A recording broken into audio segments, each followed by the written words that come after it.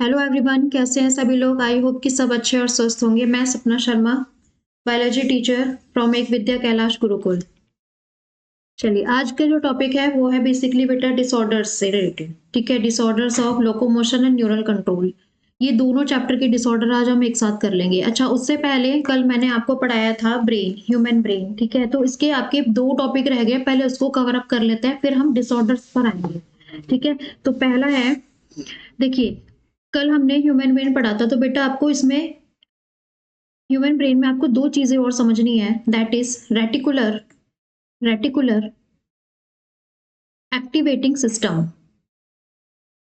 Activating system, system activating system.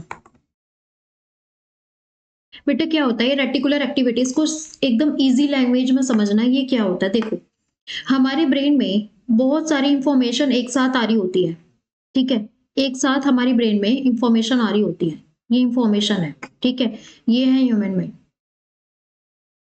ये cerebrum है। ठीक है, अब क्या होता है कि ब्रेन उनमें से सिलेक्ट करता है बेटा, उनमें से ना ब्रेन क्या करेगा, सिलेक्ट करेगा कि हमें कौन सी इंफॉर्मेशन ज्यादा प्रेफरेंस देनी है, हमको किस इंफॉर्मेशन को ज्यादा प्रेफरेंस देनी है। तो मान लीजिए हमको ये वाली इंफॉर्मेशन है ना, इसको ब्रेन जो है इसको सिलेक्ट कर रहा है कि हाँ, इसको हमें सबसे पहले इस पे ध्यान देना है, इस पे फोकस करना है।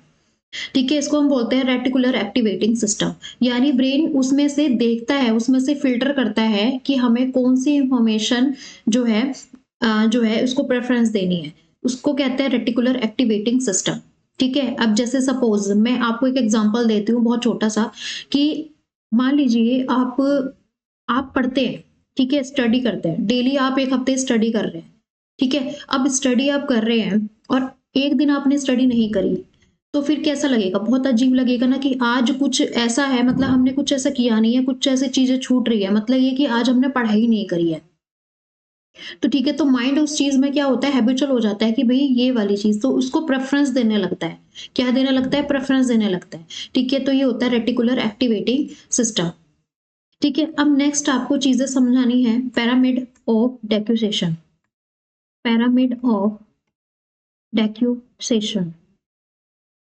ये क्या होता है, इसमें बेटा क्या होता है कि इसमें 90% axon, 90% axon at at right side, right side, right side goes on left side. ठीक है, मतलब क्या, ये बेटा यहाँ पर ये सेल बॉडी पड़ी है। ठीक है, ये सेल बॉडी है, ये सेल बॉडी, और ये है एक्सॉन। तो ये ज्यादातर जो राइट पार्ट का जो है, ये लेफ्ट पार्ट की तरफ पूरा का पूरा एंड हो जाता है। इसी तरीके से यहाँ पर ये एक्सॉन इधर की तरफ शिफ्ट है, तो ये इस तरीके से शिफ्ट होगा। कहने का मतलब ये है कि दो हेमिस्फेयर में माइंड होता है। ठीक है, ह्यूमन ब्रेन जो है दो हेमिस्फेयर में, तो यहाँ के न्यूरॉन्स इस वाले को कंट्रोल करेंगे, राइट वाले न्यूरॉन्स लेफ्ट साइड को कंट्रोल करेंगे, और लेफ्ट वाले न्यूरॉन्स जो है वो राइट साइड को कंट्रोल करते हैं। ठीक है, अगर मैं सपोज मैं हूँ राइट हैंडेड, ठीक है, मैं जो लिख रही हूँ वो राइट हैंड से लिख रही हूँ, तो मेरा जो कंट्रोल होगा वो लेफ्ट हैंड वाला, लेफ्ट साइड वाला जो माइंड है वो कंट्रोल कर रहा है, क्योंकि मैं राइट हैंडेड हूँ। अगर कोई लेफ्ट हैंडेड होता है तो राइट साइड वाला जो हेमिस्फेयर है वो कंट्रोल करता है उसको। ठीक है, लिखने का, पढ़ने का, सोचने का, सब समझ में आ गया। तो इस तरीके से ना ये अपोजिट चलता है बेटा, इसको हम बोलते हैं पिरामिड ऑफ डेक्यूसेशन। ये दो चीजें आपकी रह गई थी ह्यूमन माइंड में, ये हम मुझे समझानी थी। ठीक है, चलिए अब हम आज वाले टॉपिक पे चलते हैं, दैट इज डिसऑर्डर। तो सबसे पहले हम डिसऑर्डर कर लेते हैं muscular and skeleton system, locomotion के डिसऑर्डर सबसे पहले कर लेते हैं। तो पहला बेटा मस्कुलर डिसऑर्डर में माइस्थीनिया ग्रेविस, माइस्थीनिया ग्रेविस। देखिए ये क्या होता है, इसको समझते हैं, ये क्या है। माइस्थीनिया सबसे पहला डिसऑर्डर है, माइस्थीनिया ग्रेविस। इसको ध्यान से समझना, माइस्थीनिया ग्रेविस, माइस्थीनिया ग्रेविस। बेटा इसमें क्या होता है, देखो ये न्यूरॉन्स हैं, ये न्यूरॉन्स, ठीक है, और ये है नर्व एंडिंग यहाँ पर। ठीक है, और ये है मसल्स। आपको ये पता है कि यहाँ पे टी ट्यूब्यूल लगे होते हैं, टी ट्यूब्यूल, ये टी ट्यूब्यूल है। ठीक है, और यहाँ से न्यूरोट्रांसमीटर छिड़के जाते हैं, और यहाँ पे रिसेप्टर्स होते हैं। ये क्या होते हैं, रिसेप्टर्स लगे होते हैं। ये मैंने आपको मसल कॉन्ट्रैक्शन में अच्छे से बता रखा है। अच्छा, माइस्थीनिया ग्रेविस में क्या होता है कि ये जो न्यूरोट्रांसमीटर है, बेसिकली जो नॉर्मल फंक्शन होता है, न्यूरोट्रांसमीटर से अटैच हुआ, अटैच होने के बाद ये जो सार्कोप्लाज्मिक रेटिकुलम है, ये कैल्शियम को सिक्रीट करता है, इस तरीके से मसल कॉन्ट्रैक्शन होती है। तो सबसे पहली बात जानने वाली ये है कि it is a auto immune disorder, auto immune disorder, auto immune disorders, ठीक है। ये डिसऑर्डर ऑटोइम्यून डिसऑर्डर मतलब कहने का मतलब होता है कि यहाँ पे ना हमारी ही जो WBC है, जो हमारी एंटीबॉडी, ये हमारे हमें को ही अटैक करती है। तो कुछ फॉल्टी एंटीबॉडीज प्रोड्यूस होती है, हम इसको फॉल्टी कहेंगे। फॉल्टी एंटीबॉडीज प्रोड्यूस होती है जो हमारे इम्यून सिस्टम पर ही अटैक करती है। तो देखो फॉल्टी इम्यून जो एंटीबॉडी प्रोड्यूस होती है, यहाँ पर ये देखिए, मैं अलग कलर से इसको बना देती हूँ। फॉल्टी एंटीबॉडी प्रोड्यूस जब होती है तब क्या होता है, यहाँ पे कुछ फॉल्टी एंटीबॉडी प्रोड्यूस हो चुकी है, ये देखिए, ये फॉल्टी एंटीबॉडीज है। ये क्या करती है, ये फॉल्टी एंटीबॉडीज ना इन रिसेप्टर्स को डिस्ट्रॉय कर देती है। क्या कर देती है, ये फॉल्टी एंटीबॉडी करती हैं destroy, destroy the receptors, receptors present, present at the membrane of, at the membrane of muscle cell. Muscle cell की जो मेम्ब्रेन होता है उसमें रिसेप्टर्स को ही डिस्ट्रॉय कर देती है। अच्छा, अब आपको ये पता है कि रिजल्ट क्या होगा, रिजल्ट ये होगा कि जब ये रिसेप्टर्स डिस्ट्रॉय हो जाएंगे तो न्यूरोट्रांसमीटर को एक्सेप्ट कौन करेगा, कोई भी नहीं, ठीक है। तो जब कोई नहीं करेगा तो कॉन्ट्रैक्शन नहीं होने की। तो यहाँ पर रिजल्ट क्या निकलता है, रिजल्ट ये होता है, result in the no contraction, result that, result that no contraction at all, no contraction at all। बेटा कॉन्ट्रैक्शन ही नहीं होगी और उनके जो मसल्स है वो उनके कंट्रोल में नहीं आएंगे। तो जो बेटा जो पेशेंट इससे पीड़ित होते हैं, जो इस डिजीज से पीड़ित होते हैं, उनके ये चीज ना, ये चीज लटक जाती है एकदम, आंख, ये जो आईलिड है ये एकदम ऐसे लटक जाएंगी, ये चीज लटक जाएगी, ठीक है। तो क्या होता है कि जब कॉन्ट्रैक्शन ही नहीं है, ये खिंचाव ही नहीं हो रहा, तो ये ऐसे लटक जाते हैं, ठीक है। ये रिजल्ट निकलता है इसमें, ठीक है। तो result that no contraction at all, तो ये हो गया, ठीक है। समझ में आ गई ये डिसऑर्डर क्या है। अब नेक्स्ट डिसऑर्डर क्या है, मस्कुलर डिस्ट्रॉफी। बेटा ये क्या है, इसको देख लेते हैं एक बार। मस्कुलर डिस्ट्रॉफी, मस्कुलर डिस्ट्रॉफी बेटा, मस्कुलर डिस्ट्रॉफी, ये इसको हम रिलेट कर सकते हैं, मस्कुलर डिस्ट्रॉफी, मस्कुलर डिस्ट्रॉफी। इसमें क्या होता है, इसमें ना बेटा खराब जीन होती है एक, डिस्ट्रोफिन, इससे रिलेट कर सकते हैं, dystrophin gene, faulty dystrophy gene, gene के खराब हो जाने की वजह से डिस्ट्रोफिन प्रोटीन है वो खराब बनती है, ठीक है। इससे क्या होता है, फॉल्टी डिस्ट्रोफिन प्रोटीन बनने लगती है, फॉल्टी डिस्ट्रोफिन प्रोटीन बनने लगती है, डिस्ट्रोफिन प्रोटीन बनने लगती है। क्या होता है, फिर क्या करेगा ये, जब फॉल्टी डिस्ट्रोफिन प्रोटीन बनेगी तो याद रखना बेटा, यहाँ पे मसल्स, यहाँ पर क्या थे, थिक फिलामेंट और थिन फिलामेंट दोनों चीजें थी, ठीक है। ये थिन फिलामेंट है और ये थिक फिलामेंट है, ये थिन फिलामेंट इस तरीके से था, ये एम लाइन था, यहाँ पर ये जेड लाइन है, ये जेड लाइन है, ठीक है। ये मैंने लास्ट क्लास में आपको बताया था, प्रीवियस क्लास में। अब देखो क्या होता है, ये जो बेटा यहाँ पर डिस्ट्रोफिन प्रोटीन कहाँ प्रेजेंट होता है, ये देखिए अब कहाँ प्रेजेंट होता है, इसको तो देखते हैं।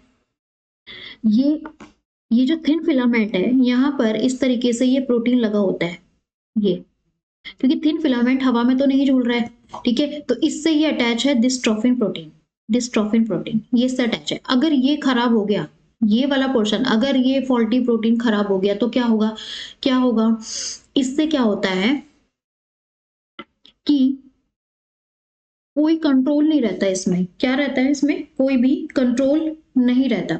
कहने का मतलब क्या है कि इसमें पैरालिसिस के चांसेस, मतलब क्या होता है कि आप इसमें मसल्स जो सेल्स होती है ना बेटा, धीरे धीरे मसल सेल जो है, देखो इसमें मसल सेल्स जो है वो डैमेज होने लगती हैं। क्या होने लगती हैं, मसल सेल जो है वो डैमेज होने लगती है, ठीक है। जब मसल सेल डैमेज होगी तो क्या होगा, कॉन्ट्रैक्शन नहीं होगी, डैमेज होगी, तो भाई देखो कॉन्ट्रैक्शन और रिलैक्सेशन में प्रॉब्लम हो जाएगी, कॉन्ट्रैक्शन और रिलैक्सेशन में प्रॉब्लम होने लगती है, ठीक है।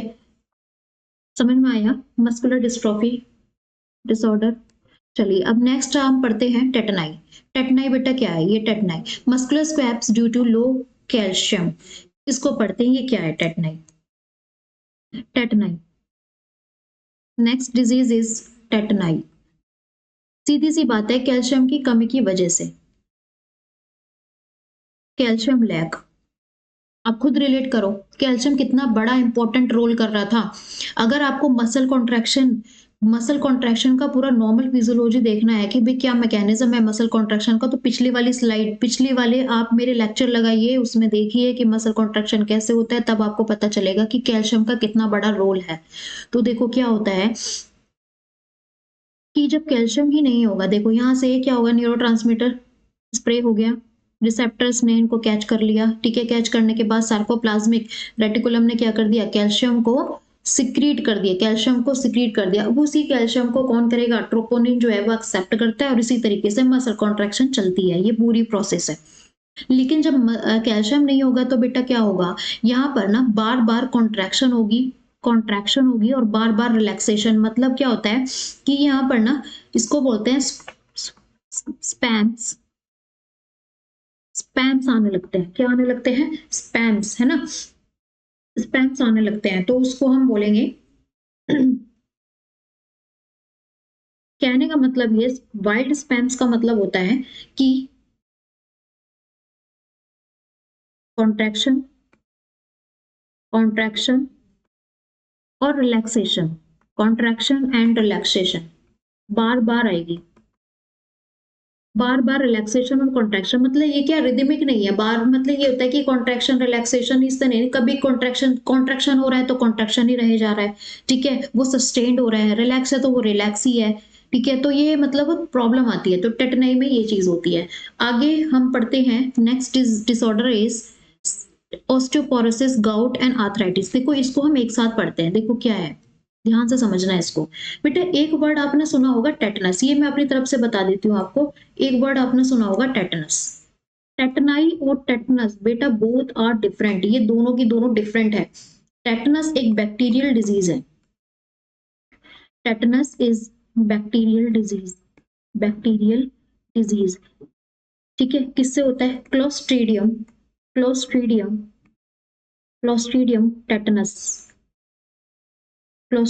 टेटनाई से। ये एक बैक्टीरिया है, ठीक है। क्या होता है, ये एक टॉक्सिन रिलीज करता है। कौन? बैक्टीरिया एक टॉक्सिन रिलीज करता है जिसका नाम है टेटनोस्पैज्मिन। टेटनोस्पैज्मिन, ठीक है, ये टॉक्सिन रिलीज करता है। रिजल्ट क्या निकलता है? रिजल्ट ये निकलता है सस्टेन्ड कॉन्ट्रैक्शन होता है बेटा। क्या होता है? सस्टेन्ड कॉन्ट्रैक्शन होता है।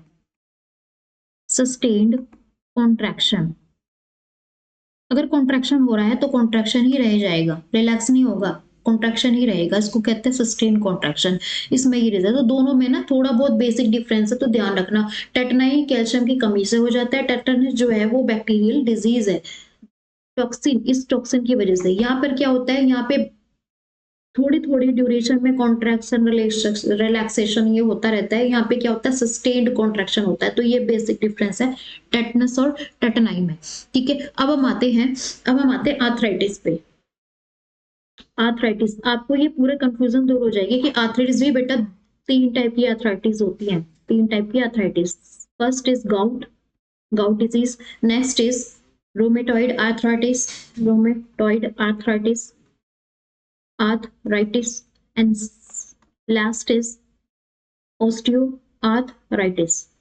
ऑस्टियोआर्थराइटिस, ठीक है। गाउट में बेटा क्या होता है, देखो इसको हम ऐसे समझते हैं, ये मैंने आपको जॉइंट्स पढ़ाए थे तब ये बताया था कि इस तरीके से साइनोवियल जॉइंट होता है, ठीक है। एक होता है कार्टिलेजिनस जॉइंट, एक फाइब्रस और एक साइनोवियल जॉइंट। साइनोवियल जॉइंट में बेटा क्या स्ट्रक्चर होता है, वो ये कि ये तो बेटा लिगामेंट है, लिगामेंट जो दोनों बोन्स को क्या करता है, कनेक्ट करता है आपस में। Two bones are joint together by ligament filament. इसके बाद यहाँ पर छोटा सा इसकी लेयर में ना कार्टिलेज लगी होती है, कार्टिलेज की शीट। ये मैं डिफरेंट कलर से बना देती हूँ। देखो ये वाले जो है ना, ये है कार्टिलेज की शीट। ये क्या है? कार्टिलेज की शीट। यहाँ पर ये कार्टिलेज की ना छोटी सी ऐसे पतली सी लेयर होती है, ताकि ऐसे रबड़ की तरह ना ये मूव करती रहे और ये इसमें पेन ना हो। ठीक है, तो ये है cartilage layer, cartilage layer, cartilage layer,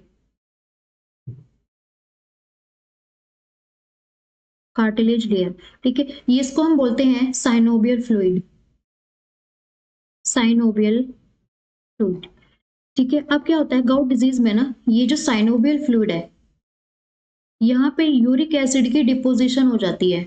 इसी कारण से यहाँ पर यूरिक एसिड डिपोजिट हो जाता है। ठीक है, डिपोजिशन हो जाती है यहाँ पे यूरिक एसिड। अब यूरिक एसिड जब डिपोजिशन होगा तो क्या होगा, प्रॉब्लम करता है, पेन करता है। ठीक है, तो it leads to pain. Rheumatoid arthritis में क्या होता है, वही चीज आते हैं, फिर से बनाते हैं इसी को।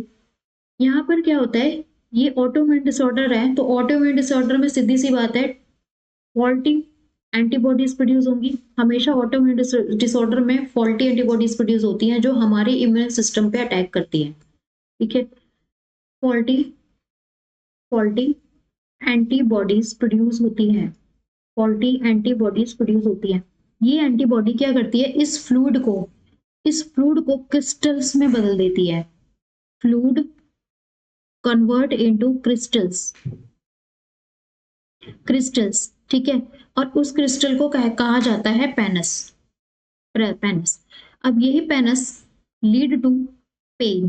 ठीक है, इससे क्या होता है, ये पेनफुल होता है। ठीक है, पेनस क्या करता है, फिर पेन क्रिएट करेगा। यही होता है डिसऑर्डर रूमेटॉइड आर्थराइटिस। ऑस्टियोआर्थराइटिस में क्या होता है, ऑस्टियोआर्थराइटिस में बेटा क्या होता है, decrease in the amount of synovial fluid. Synovial fluid का जो कंटेंट है वो डिक्रीज होने लगता है, डिक्रीज होने लगता है। ठीक है, जिससे क्या होगा कि फ्रिक्शन की वजह से क्या होता है, ये पेन क्रिएट करने लगता है। ये हो गए आर्थराइटिस। अब एक वर्ड है ओस्टियोपोरोसिस। ओस्टियोपोरोसिस क्या है, ओस्टियोपोरोसिस, ओस्टियोपोरोसिस, ऑस्टियोपोरोसिस बेटा कैल्शियम की कमी से होता है। ठीक है, ये ज्यादातर ओल्ड एज लेडीज में मिलेगा, ओल्ड एज लेडीज। ठीक है, फीमेल में ही मिलता है। ओल्ड एज फीमेल में क्या होता है, कैल्शियम की कमी होने लगती है। पहली बात तो ये मोनोपॉज है, मोनोपॉज मतलब एस्ट्रोजन। एस्ट्रोजन क्या करता है, कैल्शियम को रिलीज करता है ब्लड में। ठीक है, पहला कारण तो यही है। तो एक तो ये है कि लैक ऑफ, रीजन क्या है इसका, लैक ऑफ एस्ट्रोजन जो कैल्शियम को रिलीज करता है ब्लड में, तो उसकी कमी होने लगती है तो कैल्शियम भी कम हो जाएगा, तो लैक ऑफ एस्ट्रोजन। दूसरा ये जो पैरेथ हार्मोन है, पैरेथ हार्मोन, इसका भी रोल है। पैरेथ हार्मोन क्या करता है, पैरेथ हार्मोन ब्लड में इसका जो काम है वो करता है, ब्लड में कैल्शियम लेवल को इंक्रीज करता है। ब्लड में कैल्शियम लेवल को क्या करेगा, ये इंक्रीज करता है। तो ये बेटा ये प्रोड्यूस होने लगता है, जिससे कि हड्डी, अब ये कैल्शियम लेवल लाता कहाँ से है, ब्लड में बढ़ा कैसे रहा है कैल्शियम को हड्डी से निकाल निकाल के बढ़ा रहा है ये। ठीक है, तो यानी इस बोन से कैल्शियम को ला रहा है और ब्लड में दे रहा है। तो पैरेथ हार्मोन की वजह से भी जब ज्यादा ही एक्सेसिव रिलीज हो जाता है पैरेथ हार्मोन, तो इसकी वजह से क्या होता है कि हड्डियों से हटके कैल्शियम ब्लड में आने लगता है। इससे कि यहाँ पर कैल्शियम कम हो जाता है, और कैल्शियम कम होता है तो हड्डियां खोखली हो जाती है, कमजोर हो जाती है। तो हड्डियां जरा जरा से आपने देखा होगा, बड़े बुजुर्ग की थोड़ा सा भी गिरते हैं और हड्डियां टूट जाती हैं। क्यों, क्योंकि कैल्शियम की कमी से। समझ में आ गया, तो ये होता है ऑस्टियोपोरोसिस। तो बेटा ये जो हमने सारी डिजीज कर ली है, हमने कितनी डिजीज कर ली है, फर्स्ट माइस्थेनिया ग्रेविस किसकी वजह से होता है, ऑटोइम्यून डिसऑर्डर है ये। ठीक है, फॉल्टी एंटीबॉडीज की वजह से होता है। मस्कुलर डिस्ट्रोफी सेकंड, टेटनाई टेटनस, दोनों में डिफरेंस देख लिया हमने। ठीक है, 4 हो गई। और ये gout, rheumatoid arthritis and arthritis. ठीक है, तो ये हो गए टोटल 7 और 8। हमने 8 डिजीज आपकी कर ली है लोकोमोशन और मूवमेंट से। अब हम नेक्स्ट चैप्टर की डिजीज देख लेते हैं। पहली डिजीज जो है यहाँ पर देखते हैं, न्यूरल कंट्रोल एंड कोऑर्डिनेशन। इसके बेसिक डिजीज देख लेते हैं, न्यूरल कंट्रोल एंड कोऑर्डिनेशन इसमें जो बेटा आपकी एनसीईआरटी में जो डिजीज दे रखी है वो ये है। पहला है एलेप्सी, पहला है एलेप्सी। आपने हिंदी में देख पढ़ा होगा, दौरे पड़ते हैं ना, दौरे मतलब क्या होता है, यहाँ पर क्या होने लगता है, यहाँ पे फास्ट इम्पल्स होने लगती है न्यूरॉन्स में। किसकी वजह से पड़ता है ये फास्ट इम्पल्स इन न्यूरॉन्स, जिससे कि रिजल्ट क्या निकलता है, ब्रेन की एक्टिविटी जो है वो फास्ट हो जाती है।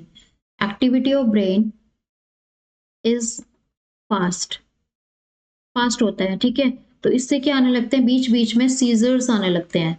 क्या आने लगते हैं, सीजर्स आने लगते हैं, दौरे पड़ने लगते हैं। सीजर्स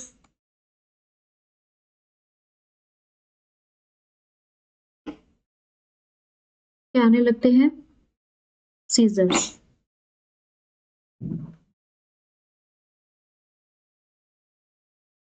सीजर, ठीक है, रिजल्ट इन द सीजर, ये होता है epilepsy. Second is Parkinson disease. Second is Parkinson disease. Parkinson disease, Parkinson disease में क्या होता है, Parkinson disease it's a neurological disorder, neurological disorders, neurological disorder जिसमें लैक ऑफ डोपामाइन, इसमें क्या होता है, लैक ऑफ डोपामाइन। हम इसको, ये न्यूरो ट्रांसमीटर है, ये क्या है, डोपामाइन न्यूरो ट्रांसमीटर है। इसका काम देख लेते हैं, डोपामाइन करता क्या है। इट प्रोवाइड प्लेजर, हम खुश होते हैं, हम हंसते हैं, खुश होते हैं, वो डोपामाइन की वजह से, ठीक है। तो प्लेजर प्रोवाइड करता है, साथ में क्या करता है, ये मोटर कंट्रोल करता है। ये क्या करता है, ये मोटर कंट्रोल, हम हमारी जो मसल्स पे हमारे जो कंट्रोल है वो इसकी वजह से मोटर कंट्रोल करता है। तो जब ये डोपामाइन लैक यानी ये खत्म हो यानी कम होने लगता है तो क्या होता है, जो मोटर कंट्रोल है यानी हमारी मसल्स पे हमारी न्यूरॉन्स पे कंट्रोल नहीं होता, ठीक है। तो इसमें क्या होता है, ये जो न्यूरॉन्स है इस पे हमारा कमांड नहीं रहता, ठीक है। तो उसको हम बोलते हैं पार्किंसन डिजीज। नेक्स्ट आते हैं हम अल्जाइमर डिजीज। ये क्या है, अल्जाइमर डिजीज। अल्जाइमर डिजीज ये basically old age of male and female, जो बड़े बुजुर्ग हैं उनमें ये डिजीज ज्यादा देखने को क्या होती है, मिलती है। इसमें क्या होता है बेटा, इसमें ना इंटेलेक्चुअल थिंकिंग जो है वो लॉस होने लगती है। इंटेलेक्चुअल थिंकिंग जो है वो, थिंकिंग सोचना है ना, समझना, इस तरीके से ये सब कम होने लगती है। मेमोरी लॉस हो जाती है, भूलने लगते हैं जरा जरा सी बात पे, तो मेमोरी लॉस, ठीक है। तो आपने देखा होगा जो बड़े बुजुर्ग होते हैं वो भूल जाते हैं कोई भी चीज, है ना। तो बात बात पे उनकी जो मेमोरी है वो भूल जाते हैं, इंटेलेक्चुअल यानी सोचने समझने की शक्ति धीरे धीरे खत्म होने लगती है, तो उसको हम बोलते हैं अल्जाइमर डिजीज। समझ में आ गया। कंफ्यूज रहते हैं, नेक्स्ट इज कंफ्यूजिंग रहते हैं थोड़े से, है ना, कंफ्यूज रहते हैं। तो ये सारी चीजें हैं। तो आपने हमने किस किस की बात कर ली। अब आते हैं disorder of neural system, that is epilepsy. एक बार रीड लगा लेते हैं इसको फटाफट से। Epilepsy, uncontrol electrical activity in the brain, मतलब इतनी फास्ट इलेक्ट्रिकल एक्टिविटी होती है कि वो अनकंट्रोलेबल होती है एकदम, ठीक है। पार्किंसन डिजीज क्या होता है, motor function loss due to dopamine deficiency dopamine की कमी से क्या होता है, मोटर न्यूरॉन जो होता है, मोटर फंक्शन जो होता है उसका लॉस होने लगता है। अल्जाइमर डिजीज क्या है, memory loss and cognitive decline, मतलब क्या, सोचने समझने की शक्ति, मेमोरी लॉस हो जाना, कंफ्यूजन होनी, ये सब किसकी वजह से होते हैं, ये अल्जाइमर डिजीज जब ये होता है तो मतलब ये ओल्ड एज में रहेगा, ठीक है। तो बड़े बुजुर्गों में ये डिजीज ज्यादातर देखने को मिलती है, इसको कहते हैं अल्जाइमर डिजीज, ठीक है। तो ये हमारे कुछ डिसऑर्डर्स थे, मेन डिसऑर्डर जो आपके एनसीईआरटी में डिसऑर्डर दिए हुए थे। तो ये आई होप कि आपको क्लियर हो गए होंगे सारे डिसऑर्डर किसकी वजह से होते हैं ये भी। तो बेटा ये ना 1-1, 2-2 मार्क्स के क्वेश्चन आ जाते हैं, कॉम्पिटिटिव एग्जाम में भी पूछे जाते हैं, साथ में सीबीएसई एग्जाम में भी पूछे जाते हैं। डिसऑर्डर से पक्का एक क्वेश्चन आता ही आता है। तो बेटा ये आपको आई होप कि आपको समझ में आ गए होंगे। अगर आपको समझ में आ गए हैं तो लाइक करो, सब्सक्राइब करो और शेयर करो। कल मिलते हैं नए टॉपिक के साथ, नए चैप्टर के साथ। Okay, tata, bye bye.